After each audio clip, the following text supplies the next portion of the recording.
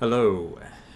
Today I would like to ramble a bit about the pool attributes, which are these four things right here. Typically in a game you would have your health pool, shield, mana, stamina, all that kind of stuff. So that's basically what these are, but they're my own particular spin on it for this game. Before I really talk about what each one is and how it works, I first want to talk a little bit about the philosophy of why I'm designing them the way that they are, and why I'm kind of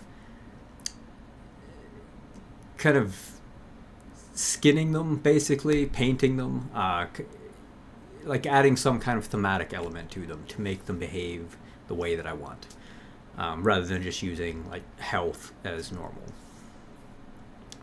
So the main thing I'm focused on is trying to make the actual combat and systems of the game feel believable. And that's generally something that's pretty difficult in RPGs because if you really think about what's going on during the combat, a character is just getting battered. They're getting cut with swords and axes and such over and over again. They're venturing into very hostile, harsh terrains, often without proper protection for it. Uh, Generally, it ends up being fairly unbelievable because a body just really cannot take that kind of punishment and still stand. Uh, so I'm trying to put a twist on those generic like health attributes and such that you'd normally have in games, but I'm trying to redesign them so that they're a little more believable. And another thing I'm doing is trying to avoid in-depth simulations with them, though. As I try to make things more believable, I still want to keep it simple, very accessible and gameplay focused, so that I'm not uh, simulating a tremendous amount of things that the player really doesn't see what's going on. I feel simulations in games really don't hit the mark very well whenever they do a lot of simulation behind the scenes that the player then can't really easily understand what's going on in any given moment because there are so many factors going on. Like if you have a complex economics situation in the game where uh, thinking like something like Mountain Blade, where they'll have individual supplies for cities and that kind of thing, and a individual town gets raided, and then three towns over, the price of bread goes up. Um, that stuff's really interesting, but it's not something the player can really understand what's going on. It's just generally the price of bread is different now, but you don't really have a baseline to go with. So I feel a lot of that simulation that people try to use typically to make the systems feel more believable ends up being kind of arcane. Like you really can't tell what's actually going on and causing things. And generally with the two, it ends up being pretty frustrating to play because a lot of things will become so complex that it's not really enjoyable. Uh, so with that, I'll start into the first resource here. Uh, so this is luck. It is this white resource bar here in the bottom left, and that is essentially going to be used instead of health or hit points. So the general like issue I really have most of the time with health in games, as far as believability, is that obviously a character should not be able to get stabbed multiple times, and keep being able to fight. But particularly, they shouldn't be able to get stabbed multiple times and then still be at the same combat effectiveness. Maybe you can get stabbed and keep fighting, but you're going to take some kind of debilitating effect for that. And generally, with health in games, the last point of health is the only one that actually matters. Like, that is the one that will actually cause some kind of real gameplay effect to change things. If I'm at 100 health, I'm at 100% fighting effectiveness.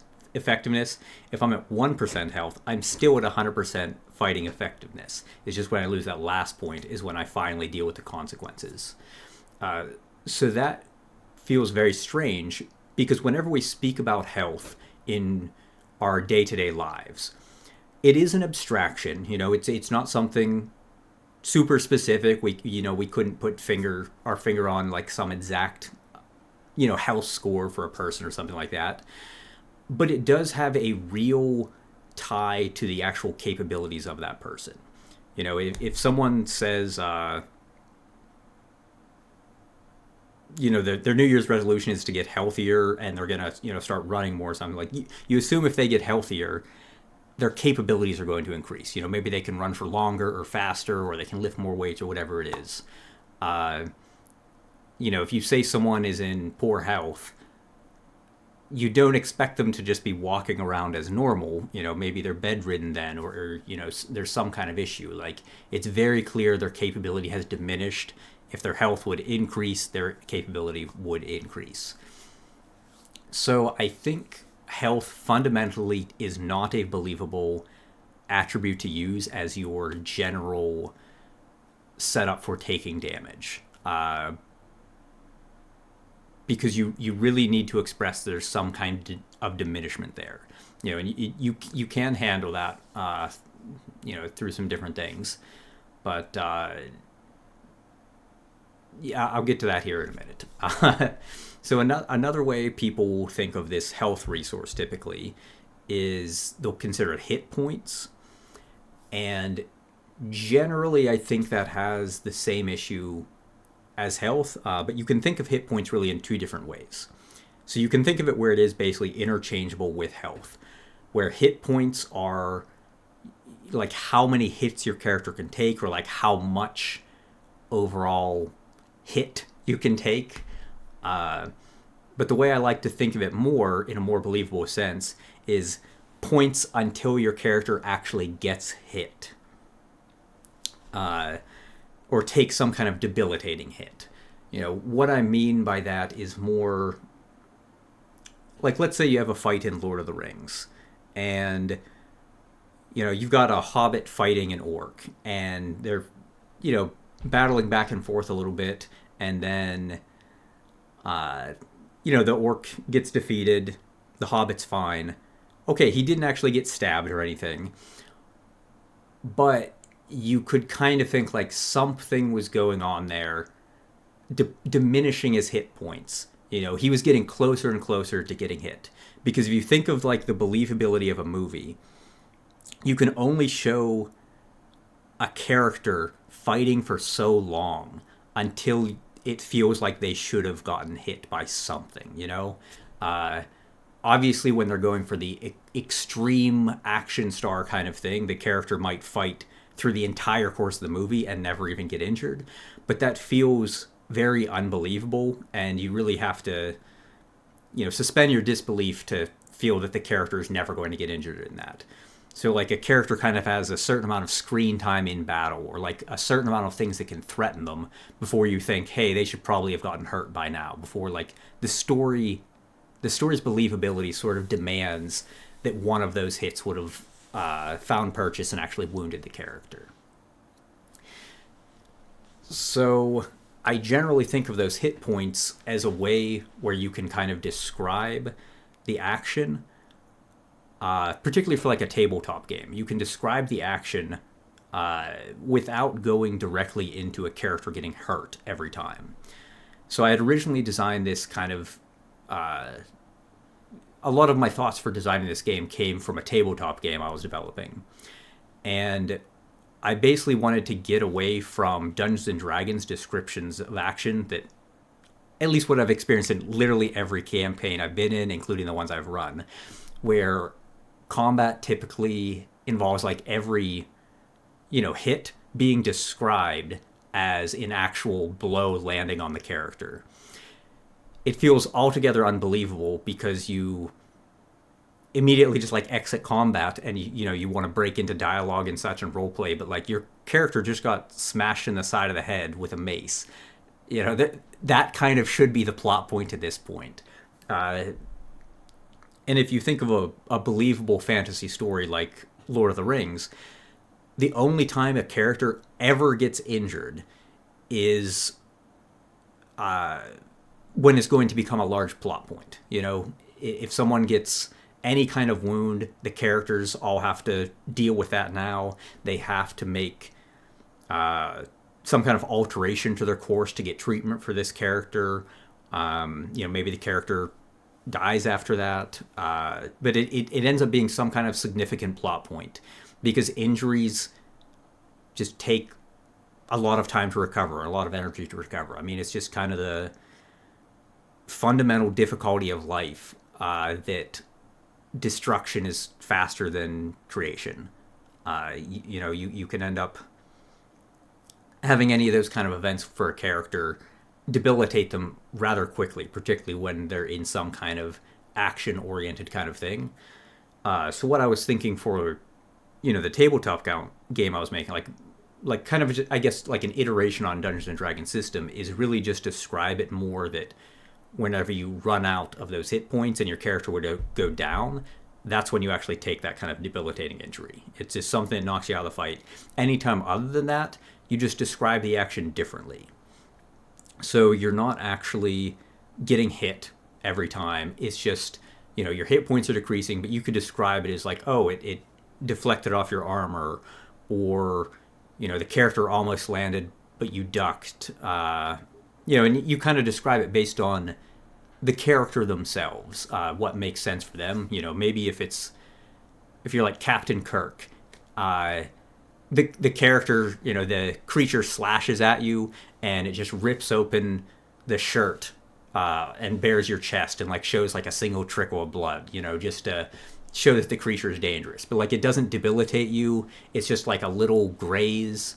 But if you have something like a Hobbit where you're trying to illustrate that the character is really not supposed to be in battle, maybe an orc comes after them during the battle and they're running away the whole time, and then someone else just like intervenes. They're about to get stabbed, and then the troll's great club swings around and smacks the orc, just as a bystander, and then it just saves the Hobbit in time.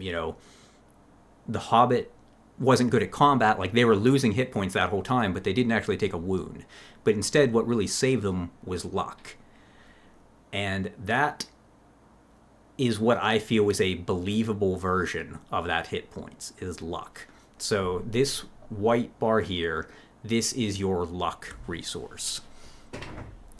I feel luck is overall believable because it doesn't show the character actually getting injured, and it's something that can fundamentally be explained in any sort of manner.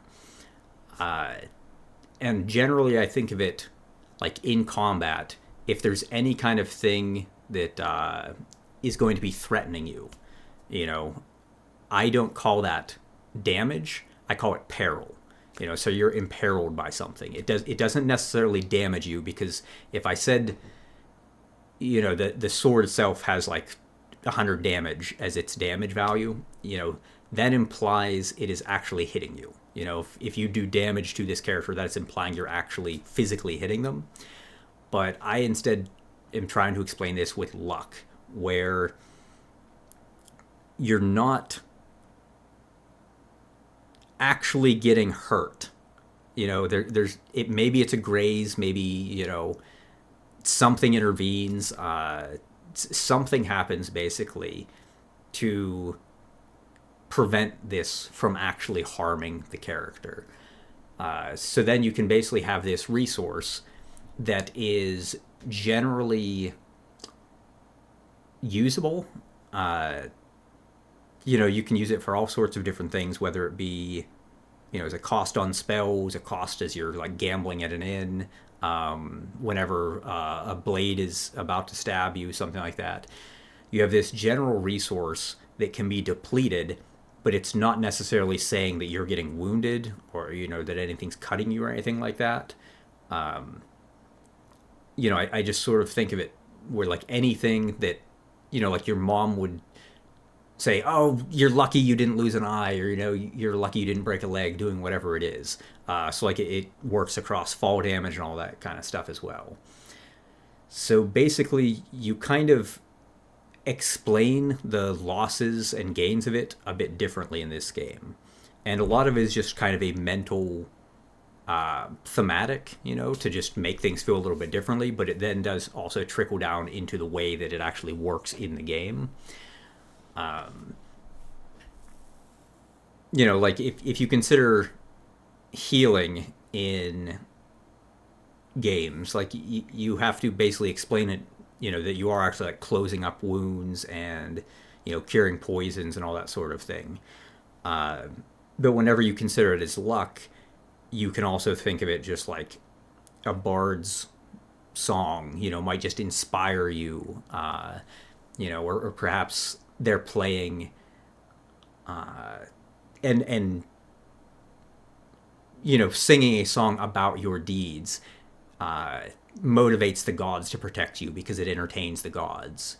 Or perhaps you restore luck by going to a shrine and offering, some of the rewards of your quest. You offer them to this deity, and they will then grant luck, basically. So they will intervene on your behalf in the future to protect you.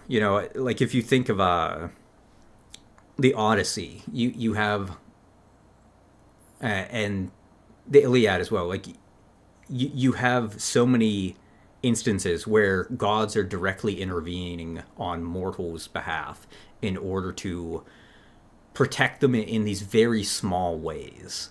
It could be some kind of thing that is like generally you'd kind of have to explain it. I don't know. It's difficult stuff to explain. It's stuff a lot of times the character would never notice. But like the character could make their enemy's sandal come undone, and it just slows them down just enough, so that the person can escape, or the sun shines in their eyes and it ruins this archer's accuracy so they miss their shot. The system was designed for tabletop initially, so it's very easy to describe events differently, and it becomes kind of part of the creative fun of actually trying to describe the events in ways that make sense for what's going on. But then you still eventually do, get to wounds and that kind of stuff whenever you run out of luck. But you have all this opportunity then to restore it in different manners and kind of just thematically treat it in different manners. So whenever you do run out of luck, I actually think I have a little test thing for it here. Okay, so there's a lot of other stuff going on, so it's going to be awkward. But I it's just kind of weird to explain. A lot of strange stuff going on there for testing. But basically, as you run out of luck, the way I treat it, you don't necessarily die whenever luck does hit 0. Instead, you get some kind of mishap to occur. So that is what this question mark is here. So as you are losing luck, you're losing it through peril. Some kind of peril is happening to you, whether this be someone swinging a sword at you, maybe you're jumping from a cliff at a great height. You are losing peril through some kind of threatening action, basically. And whenever that occurs, a bunch of contextual information is gathered about that event, and that can then be used to determine how to handle you running out of luck. So whenever you do run out of luck, you actually just kind of roll over into a new luck bar, but then you get some kind of mishap. So this question mark here is an individual mishap that has been applied to the character. I am in the middle of remaking the skeleton for my character, so I actually can't show off attack animations to show how it works. But the setup is like if there's no good context, you end up with this question mark one. But if you have any kind of context before then, something else better can occur. So I'm not explaining that well, but like, let's say you are getting attacked by someone and they're using a mace. They hit you in your left shoulder, and it's enough for you to run out of luck. So because of that, the mishap that is now going to get drawn, you can kind of think of it like, drawing a card or something. But it is basically, the card is chosen according to the context of that, and it would see that you're hitting someone like or you're being hit by like a blunt weapon in the shoulder. So it goes through, figures out what mishap makes the most sense to apply. So maybe you end up with like a broken shoulder, or maybe it's a bruised shoulder, or just something like that. That then applies to you and has some kind of specific effect, which you can then treat. I believe this one does not even have a proper treatment. Yeah. So I guess you can technically treat it.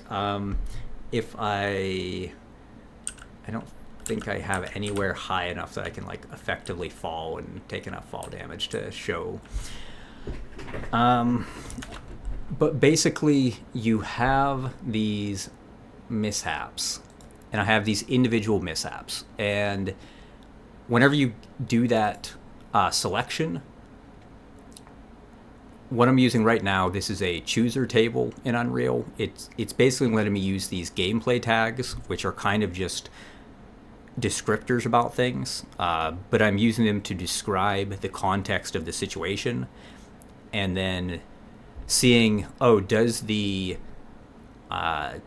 context include, like you were hit with a weapon.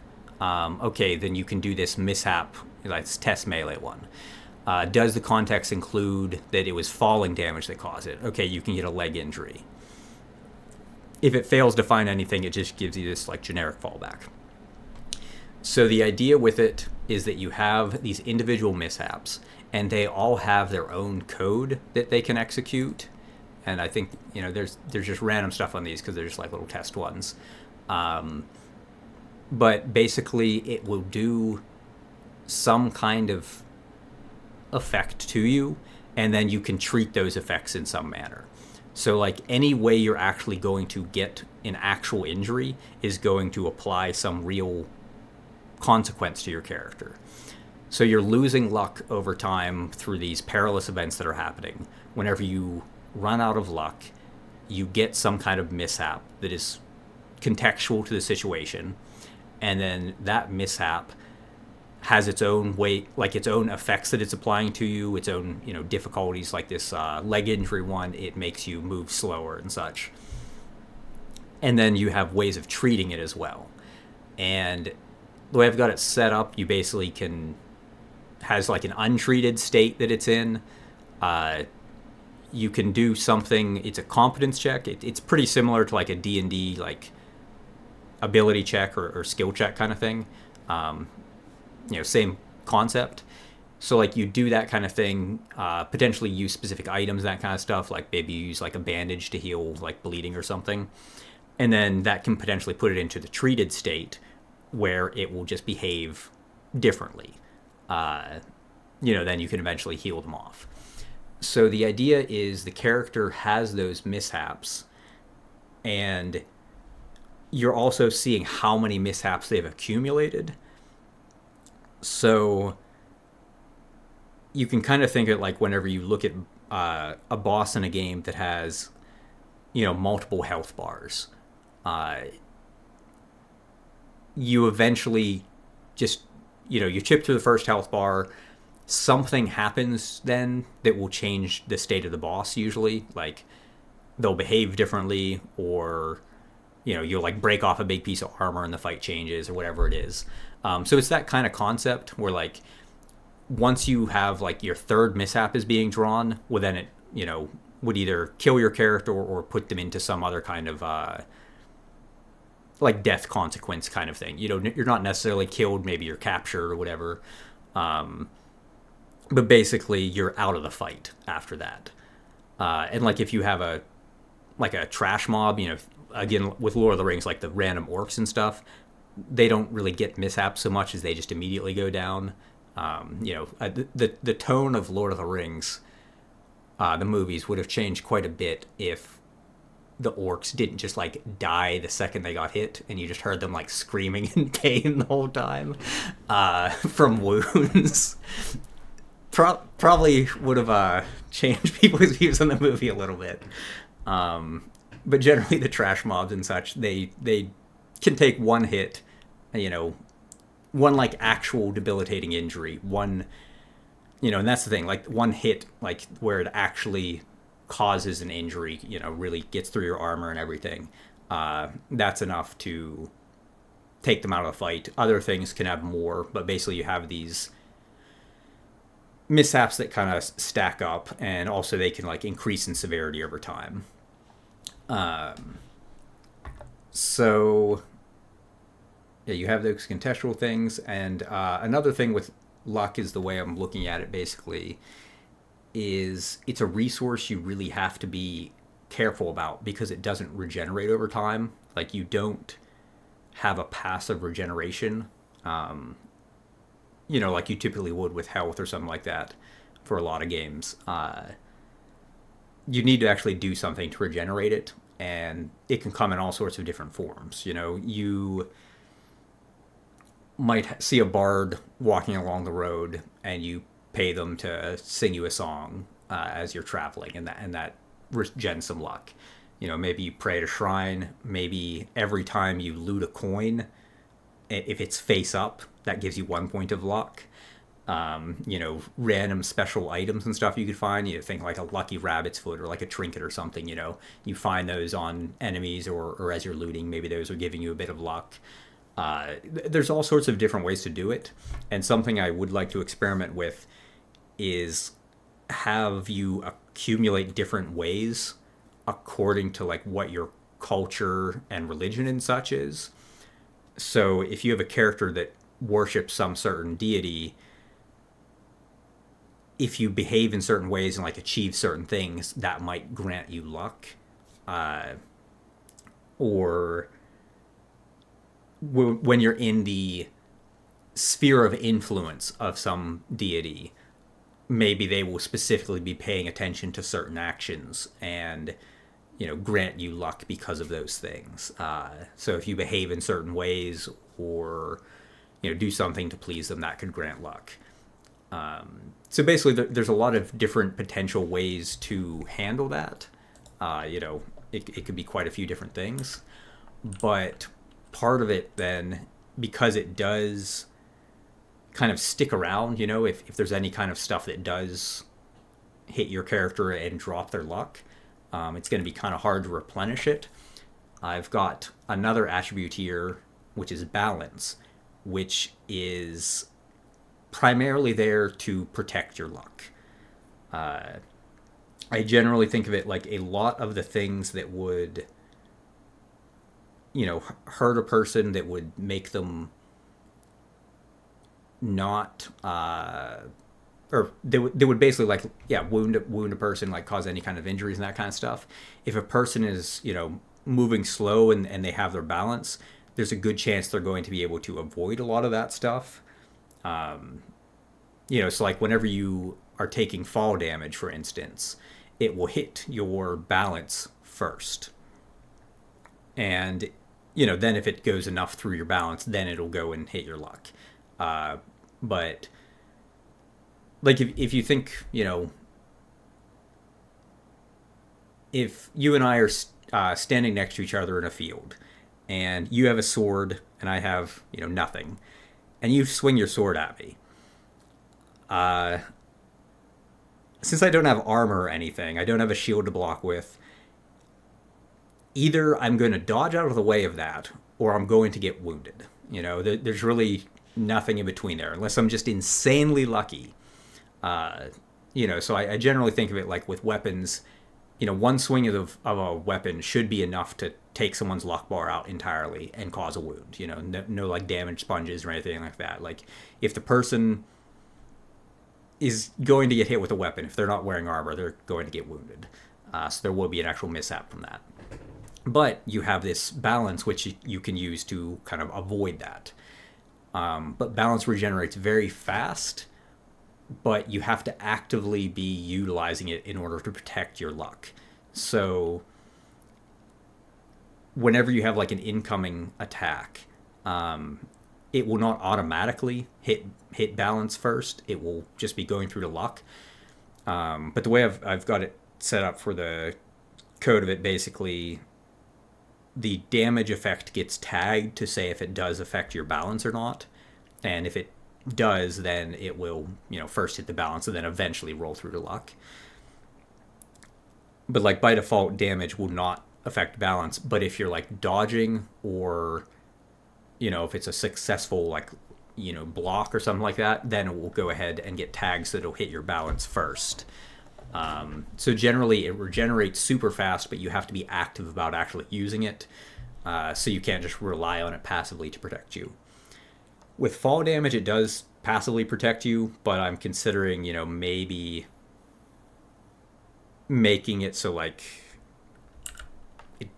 I feel like it should, basically. But I also am thinking about maybe like if you crouch, it will like give you kind of like a timed window that will further reduce the damage or something incoming. I'm not exactly sure. But generally the idea is you have to actually be actively using it to protect yourself, and timing is going to help. So like if you're just holding up a block, that is effective to some degree, but you really need to like time the block to get the most out of it. But then generally I just have like a debug effect. Which button is it?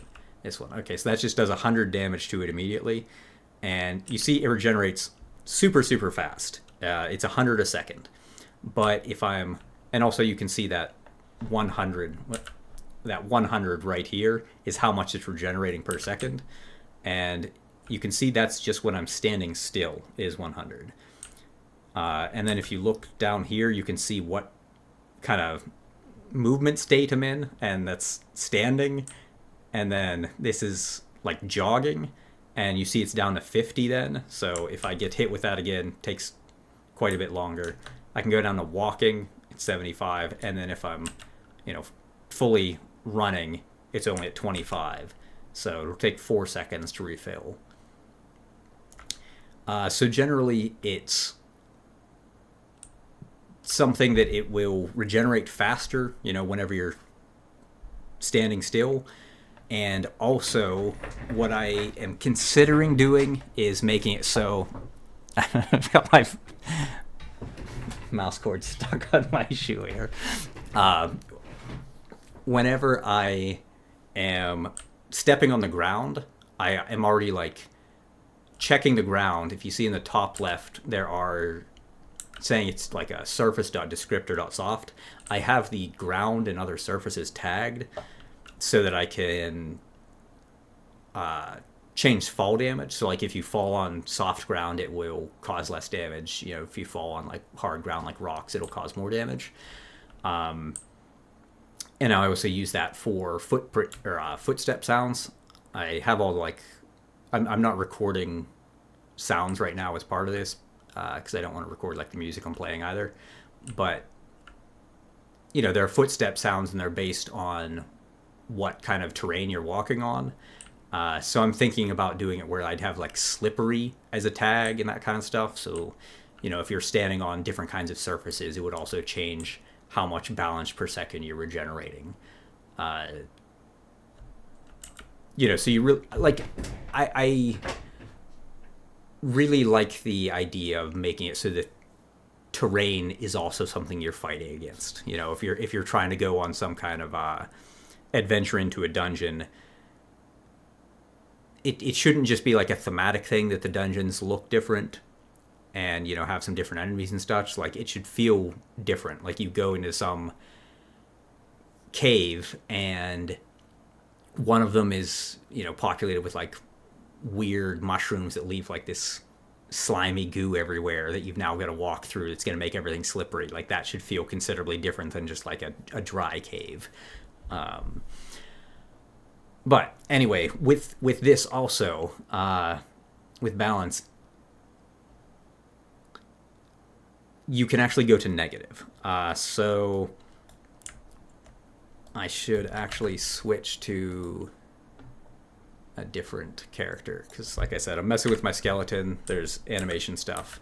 So you can see the character. If I'm get in the light here, I'm standing still. If I hit that, this is a little debug thing to drop the balance. If I drop it twice, I'm not moving at all. The character is moving a little bit. So this is kind of hard to explain to like really get you the feel for it, but I am trying to move straight. I'm just moving straight forward and running. I drop, see how it throws me off to the side, and it's also changing my view some. So I have got it set up where whatever your balance, like your balance can go to negative whatever your maximum is. So like my maximum balance is 100. I can go to negative 100. Anytime I'm between 0 and negative 100, then I am basically getting progressively worse effects that will force my movement in random directions and also change my view in random directions to really kind of replicate that feel of, you know, losing your balance where you really can't control where you're going super well. Another thing it does is it's decreasing your ability power and like how high you can jump, you know, how quickly your ability speed, which is like how quickly you can use abilities. Ability power is like just like how strong your abilities are overall. Same thing they do in like World of Warcraft, where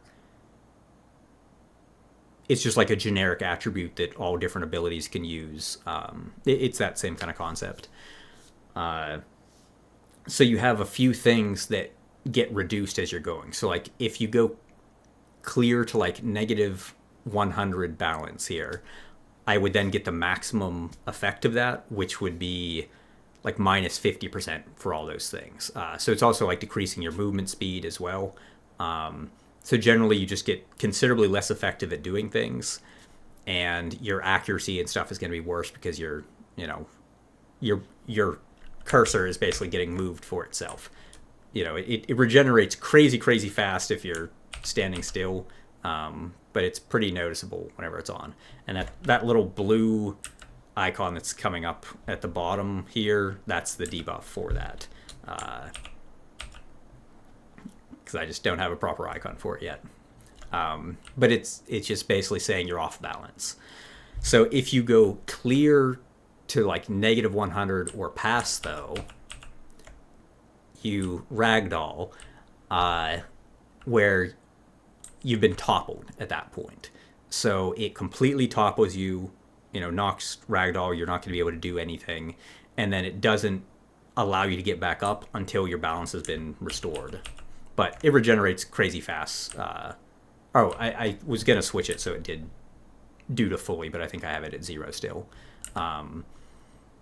But generally, this would be the kind of thing in a game where you actually do get knocked prone. So, like, a big thing of what I'm trying to do is iterate on Morrowind's mechanics. And, you know, Morrowind's got, like, hit kind of stuff where you do get hit by, like, a melee attack as you're attacking. It'll like... It causes you to, like, flinch or, like, you know, kind of stop what you're doing. Theirs is really brutal because it totally stalls you out. You know, you can't do anything during that, and it happens all the time. For this, whenever you're in that like minus balance range, whenever it's negative, you know, you're still able to take actions. You just get worse at stuff, and like whenever you get hit, it'll knock your balance as well. But like generally, you just get worse at stuff, but you can still do things. But whenever you go fully down,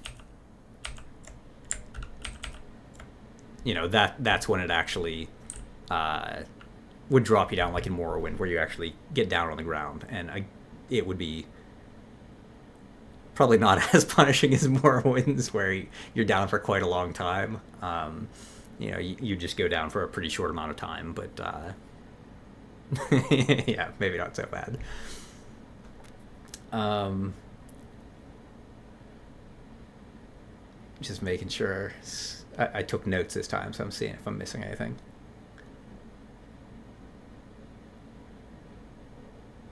Yeah, okay, I think I got everything. So on to the next attribute here. This next like pool attribute. It would be this red one here, which is breath.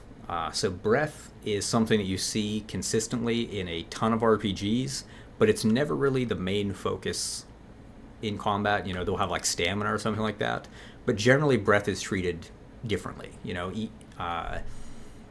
Even when you have characters that are kind of stamina based and such, they tend to have breath just show up whenever you're underwater, and then it's gone after that. Uh, but if you actually consider any kind of physical activity, and any kind of thing like that, breath is pretty much your main concern. Like that's pretty much your most important resource. Any kind with any kind of physical activity you're doing. Uh, yeah, it's just super super important. I feel it's something that should really happen all the time. You should always try to be managing, always be worried about managing your breath to make sure it is, you know, proper. Like that you're maintaining it. So you can see the character has like a bit of breathing going on because I just threw it into test to make sure the system worked. But basically, you have this breath, and it is always ticking down, even when your character, in stasis. I've got these movement states that I keep track of. If you're like standing, jogging, running, and then walking. I've got those different states, but your character is always ticking down breath, and then every 4 seconds, you get a breath back in. I'm going to change how that works a little bit so it's a little smoother, but I want to do it where it's like 2 seconds breathing in, and then like 2 seconds breathing out, and just kind of consistently use that, I think. But you are always losing breath, and then as you go into those different movement states, it will increase how much breath you're losing. So you're always gaining, it's 5 per second, but you only breathe once every 4 seconds. So you're basically gaining 20 points per tick. You can kind of think of it a lot like the energy ticks in World of Warcraft or something like that. But, you can see the character, they're ticking down that. But it's never really going to drop or anything because they're walking. So as you're walking, you're gaining breath. And this is pretty much like Morrowind run rate for the average character. But this you're always gaining. If you go to your jog is your break-even point. So you are losing just as much in that amount of time as you then gain from the tick there. And then you can also run, where I believe you're losing twice as fast, but you're going 3 times as fast as normal, I think it is, so you're going quite quick, but you do start running low. And you see it also does go negative, and as you go negative, the screen is darkening. You can see it starts to get a tunnel vision kind of effect that's stacking up here. And you're also starting to slow down, you're losing ability power and speed, and your jump is also getting slower. And I went too far. Once you hit negative, whatever your max is, so in my case it would be negative 100, you go unconscious. And you just ragdoll, and you just stay unconscious until you get back up to 0. And then you'll get back up again. So it's very similar in that sense to balance. Like balance and breath are kind of parallels to each other. They both restore pretty fast. They, are very much in combat. Like in the moment to moment of combat, that's kind of the stuff you're paying a lot of attention to. But with it, this restores back up, and you're also getting the same penalty on them. Where you're losing like movement speed, jump height, then ability power and ability speed. And those are based on like the proportion of how much is missing as you go down. So like if you're clear at negative 100 for either of them, it gives you 50% reduction. But you can be like at negative 90 for both of them. But it's the multipliers get multiplied together though. They're not adding together and then applying. But it's if your character doesn't have, if you're off balance and out of breath, your character is going to be essentially useless, which makes sense. So, but you're basically using this breath then as a resource for a lot of things. Any kind of physical activity, like you jump, that is going to cost you breath. You swing a sword, run, do anything like that. But then it keeps ticking back up. But then if you go underwater, and I don't have any water on this map, and I don't feel like switching maps at the moment, but if you go underwater, a tag will be added that just says basically you can't be breathing. So then that, even if you sit still then under the water, your character is always losing some just from being in stasis. So you will still drown eventually. But if you start swimming, that depletes your breath even faster. And if you like basically try to like sprint underwater, I don't know what that would be called, but you can do it. It's just like, I call it like your pace, but if you're going at maximum pace underwater, you would be out of breath really rather quickly. And that's something I really, really like in Morrowind, that there is that focus on underwater exploration. It makes the game feel so unique compared to so many other RPGs.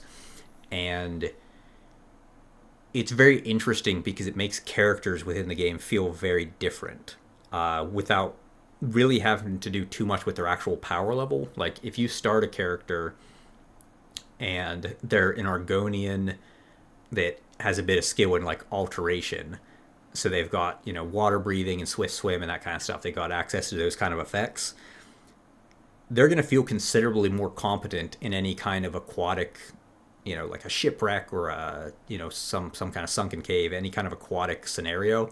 They're going to feel more competent than an actual like highly skilled, powerful character that doesn't have access to any kind of water breathing or anything like that. And I love that. I think that makes the world so interesting when the terrain can make the individual dungeons feel so different. So I really think focusing on those kind of things, having breath, be a big part of it, where you look at some kind of like water dungeon or something, it's like, well, I don't have the tools to deal with this. It doesn't matter if I'm capable in combat. I don't have the actual capabilities to do this. I just really like that kind of thing a lot.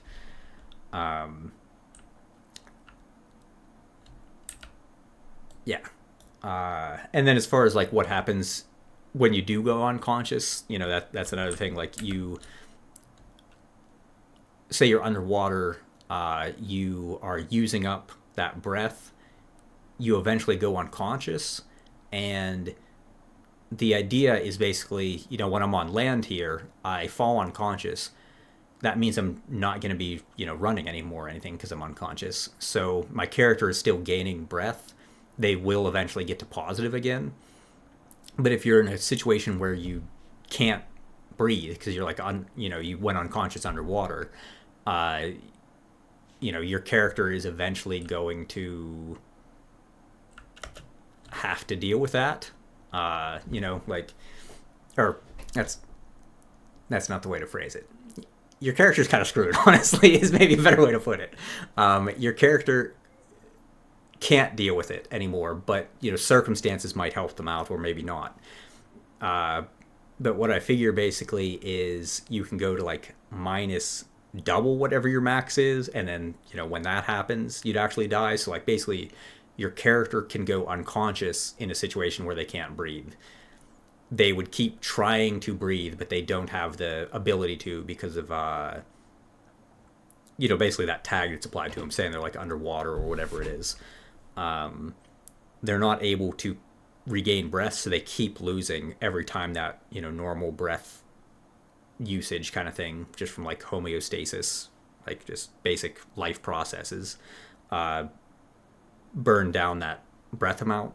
Eventually, when it gets low enough, I could have it start decreasing luck, so you're kind of like taking damage from being underwater, which is the typical thing for most games. But it doesn't feel super believable to me whenever it's luck. Like, I don't know, you kind of either have the breath or you don't have the breath. So I'm kind of thinking like once you do finally get to minus double what your max is, you might just die outright. Maybe a thing where like you fall into negatives, and then I do some event and see like if you're in like a area where feasibly someone could rescue you, then they're able to, like, you lose luck, but someone comes and saves you. So I don't know, man. There's a bunch of ways to potentially do it, but I'm not exactly sure what I want to do with that, as far as like the actual death consequences and such. But generally, the idea is, if you use too much breath, you get that out of breath effect, which keeps stacking up on you. If you keep going, you eventually just fall unconscious.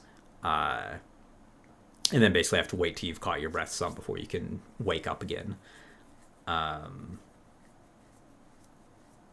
It's something too that, to try to make it fairly believable, obviously you can use it for a lot of different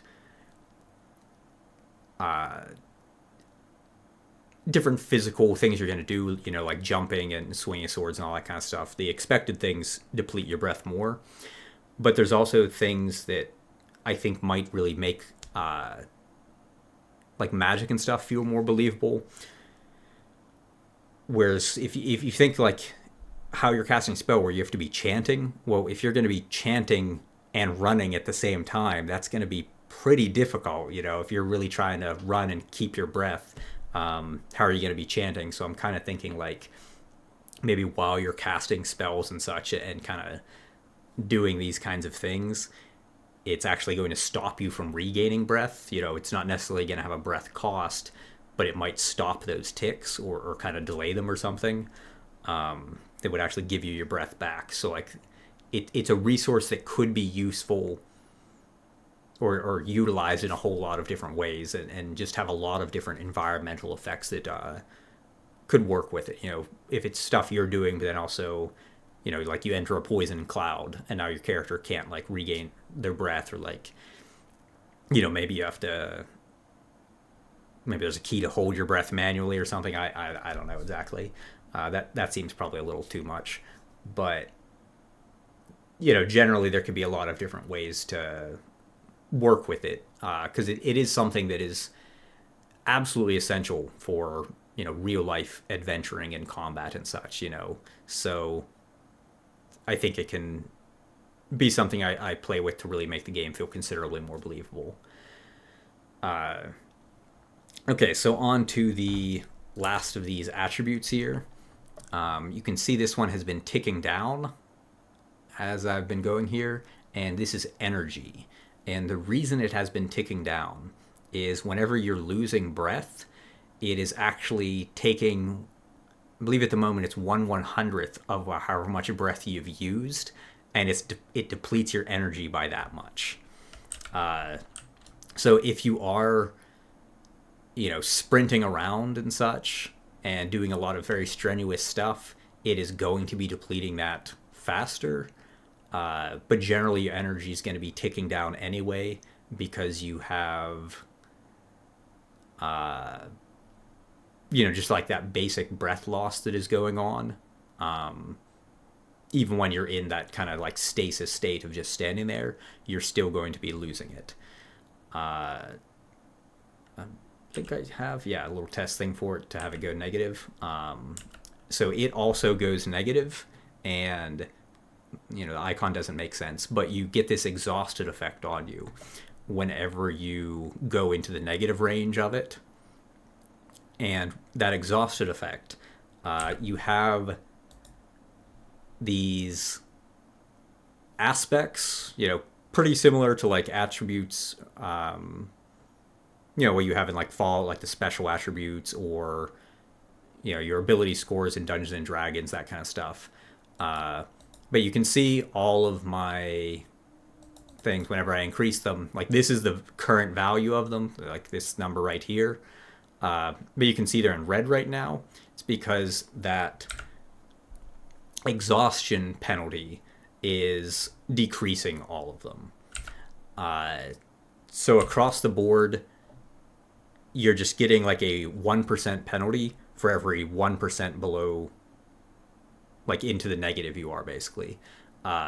So if you were like clear down at whatever your negative maximum is, you'd drop all of your aspect scores here to 0.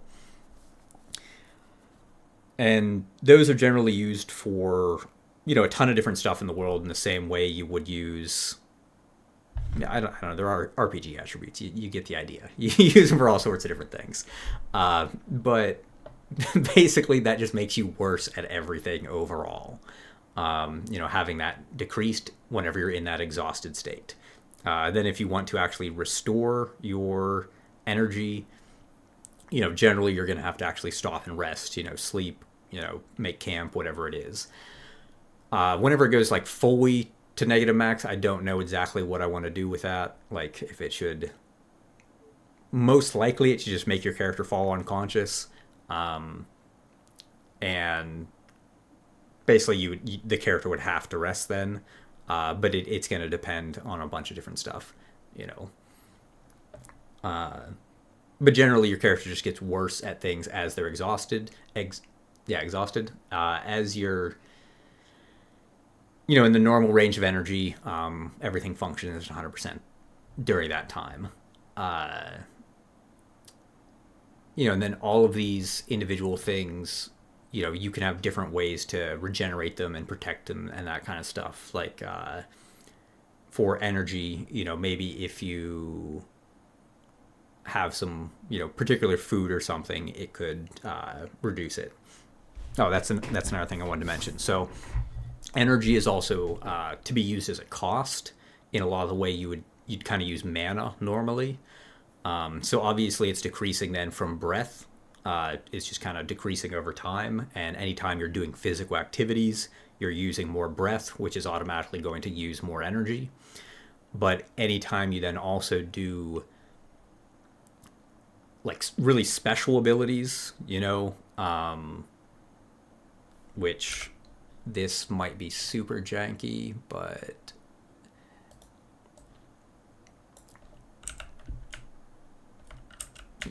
yeah, I disconnected that whenever I was messing around with other stuff. But basically, you can learn different skills and have a cost on them that is generally, going to, like energy is one of the big things that you can use as a cost. You can use any of these as a cost. Obviously you can think of like how you would spend luck to activate a skill, something like that. Like that makes thematic sense as well. But you use up energy to do a lot of these special abilities, and then once you are at negative whatever your max is, you would have nothing left to pay for that cost. So not only would your aspects all be 0, but you would also have no ability to pay for like your really powerful abilities either. So basically energy, as it diminishes, your capabilities will eventually diminish quite a bit as well. Because it's sort of like your physical exertion, but also your mental capability and such. So it's more just like a generic kind of thing.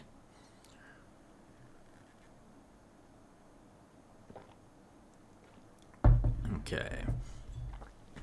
So another thing with these attributes, they're all set up so that you have like, you have another attribute for them that is around to resist modifications to that attribute. Kind of weird to explain, but basically, let's say you had something that had an energy cost of 10, and it's going to be some super powerful spell. That cost on it is tag, so it has those gameplay tags on it, basically describing what kind of cost it is, what kind of effect it is that is adjusting this value. And based on those tags, you can have other effects that modify how it's going to affect that. Essentially, what I'm trying to say is you can have things to resist changes to your different attributes that only make a change at certain times. So, like, you could get, say, a helmet that reduces the energy cost of all of your magical effects by 10%. Or you could be holding a pyromancy staff that decreases the costs of all your fire spells by 50%. So you can kind of specialize into different things. Like maybe you would eat, some kind of prepared meal that reduces the energy loss from these breath ticks, basically. So then, like all that physical stuff you're doing that's really burning through your breath is going to affect your energy less, and you'd then be able to adventure for longer and such. Also, I swapped around how this works, so I have to redo that actually. But the idea with this as well. Actually, that'll be really simple to adjust now. I think about it. So basically, with this energy, where it's dropping all of your aspects and such, I also want to do it where there are drugs that would just make you ignore fatigue, essentially. So it'll basically just inhibit that fatigue effect entirely while they're active. But obviously they'd have their own costs and associated issues and that kind of stuff. So generally there's just ways to handle a lot of that stuff. And like if you think about like balance, because I'm going to switch it up so it does regenerate differently as you're on different kinds of surfaces, and where like you might actually have it kind of dropping as you're trying to move across different surfaces, give it a cost for actual movement, which I think I might end up doing. But you would basically be losing more balance basically as you're walking on snow and ice and that kind of stuff. Because like right now you can be jogging and your balance isn't just it's decreasing the rate that your balance is regenerating, but you're never actually burning balance from it. And I feel like you should on certain surfaces, based on your movement mode. So like basically if you were trying to sprint, it would be reducing your balance as you go there. If you're on different kinds of surfaces, so like you're on ice, you're basically guaranteed to slip and fall. Get that toppled state if you try to run too fast on ice. But then you could have specific boots that kind of negate that and make it so you regenerate your balance better on ice and that kind of stuff. So basically you can do a bunch of weird stuff in that manner. But yeah, overall, these are designed to be fairly believable and represent the kinds of resources that people really have to deal with when they're in any kind of combat or adventurous situation. If you're going out on a hike or something like that, you're considering, your energy, trying to keep your breathing, making sure you don't lose your balance, and, maybe just praying to the gods to be lucky. I feel the stuff is more believable. There's more room for me to like play around with different things for it. I'm also trying to go for a symmetry of function where, you have your luck here as your one that it doesn't regenerate. It's kind of your more permanent resource. Then you have energy, very slow. Both of those are kind of capped by a very fast regenerating kind of resource. But all of them across the board can be utilized for costs for different things wherever it makes sense. You can have different pieces of gear or skills or whatever, modify them to make them more or less resistant to different kinds of changes, that kind of stuff. Uh, but I think overall it allows me to sort of look at a lot of the basic resources that you see often in games and really treat them in a pretty different manner to hopefully make a game that feels more like a believable experience. I think that's it, and I really appreciate you listening. I'll talk to you later.